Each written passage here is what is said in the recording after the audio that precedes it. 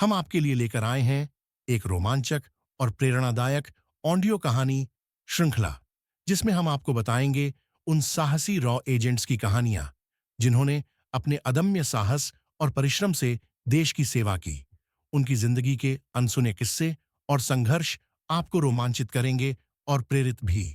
तो अगर आप भी ऐसी कहानियां सुनना चाहते हैं जो आपके अंदर देशभक्ति की भावना को जगाएं, तो हमारे YouTube चैनल को जरूर सब्सक्राइब करें। अब बिना देर किए आइए शुरू करते हैं यह कहानी।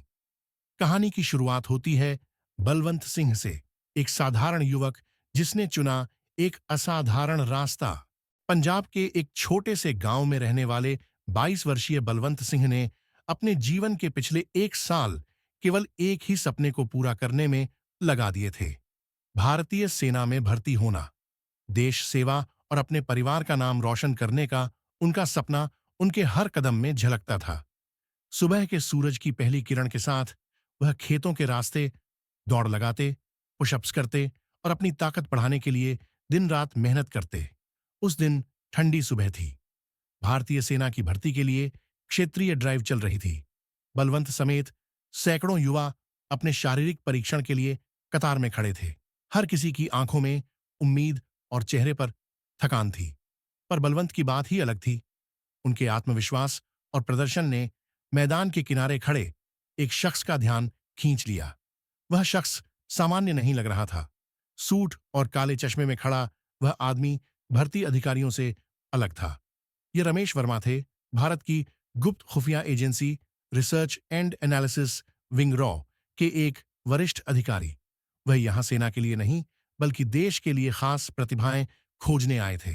जब शारीरिक परीक्षण खत्म हुआ तो बलवंत का नाम अचानक पुकारा गया। वह सोच में पड़ गए कि आखिर अब क्या होने वाला है।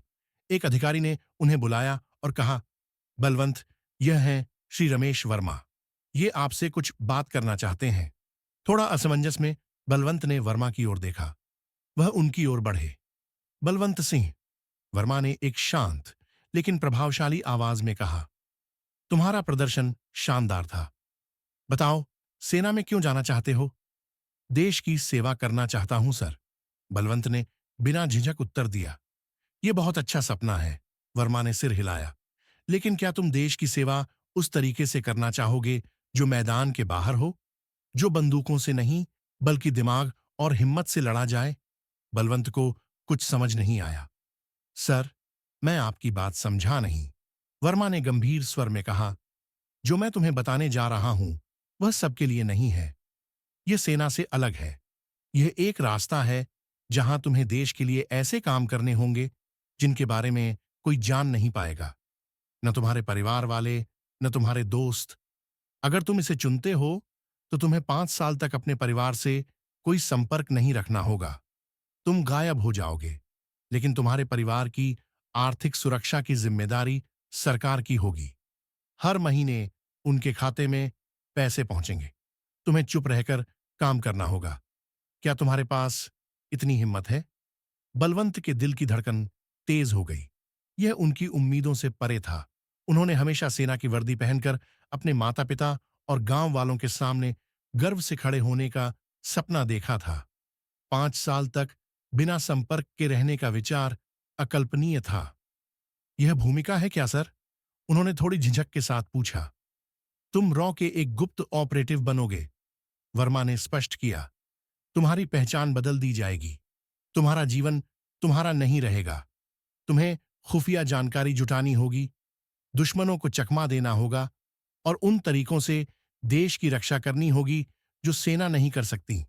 यह केवल ताकत की बात नहीं है, यह दिमाग, रणनीति और पूरी तरह से समर्पण की बात है।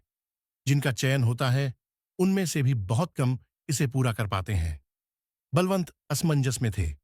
उनकी मां, जिन्होंने उन्हें सेना की वर्दी में देखने का सपना देखा था, और उनके पिता, जिन्होंने खेतों में पसीना बहाकर उनके सपने को जिंदा रखा, उन्हें छोड़कर जाना आसान नहीं था। अगर मैं ट्रेनिंग में असफल हो गया तो क्या होगा? बलवंत ने पूछा। तो तुम्हें वापस तुम्हारी जिंदगी में भेज दिया जाएगा और यह बातचीत तुम्हारी याददाश्त से मिटा दी जाएगी, वर्मा ने जवाब दिया। लेकिन मैं चेतावनी देता हूं, असफलता दुर्लभ होती है। ट्रेनिंग कठिन है, लेकिन तुम्हारे जैसे जुनूनी लोग अक्सर सफल होते हैं। बलवंत ने गहरी सांस ली। उन्होंने जमीन की ओर देखा, फिर अपने अंदर के डर और साहस के बीच संघर्ष को महसूस किया। देश की सेवा करने का यह मौका उनकी कल्पना से अलग था, पर शायद यही उनका भाग्य था। कुछ देर बाद उन्होंने सिर उठाया। उनकी आंखों में दृढ़ता थी। मैं तैयार हूं, उन्होंने दृढ़ता से कहा। वर्मा के चेहरे पर हल्की मुस्कान आई।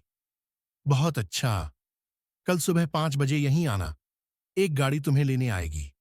और हां, किसी को भी बताने की कोशिश मत करना कि तुम कहां जा रहे हो। बलवंत जब वहां से लौटे तो उनके कदम भारी थे। उनकी मां के सपने और पिता की उम्मीदें उनके दिमाग में गूंज रही थीं, पर उन्होंने तय कर लिया था।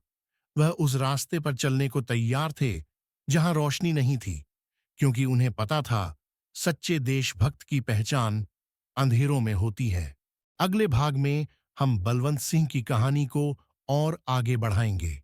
जानेंगे कि कैसे उनका प्रशिक्षण शुरू हुआ और उन्हें किन चुनौतियों का सामना करना पड़ा। तब तक के लिए सब्सक्राइब, लाइक और शेयर कर लें और हमारे साथ बने रहें।